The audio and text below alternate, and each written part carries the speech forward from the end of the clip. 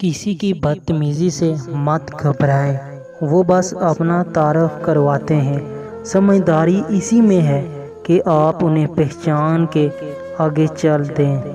جو آپ سے تنگ ہو اسے چھوڑ دیا کرے، اسے خود کو چھوڑ جانے کی زحمت بھی نہ دیں۔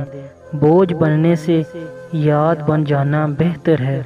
فکر نہ کریں لوگ بھول جائیں مگر اللہ نہیں بولتا۔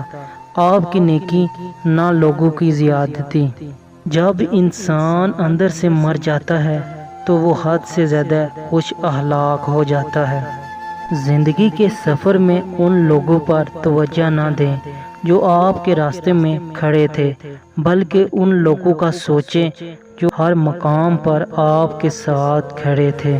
حضرت علی رضی اللہ عنہ فرماتے ہیں، زندگی میں چاہے کتنی بھی خوشیاں ہوں ہمارے پاس، لیکن ہم تب بھی خوش نہیں ہو سکتے جب تک ہمارے ساتھ وہ نہیں جس کے ساتھ ہم خوش ہونا چاہتے ہیں۔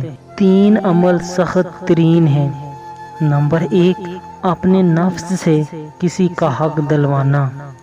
نمبر 2 پر ہے ہر حال میں ذکر الہی کرنا۔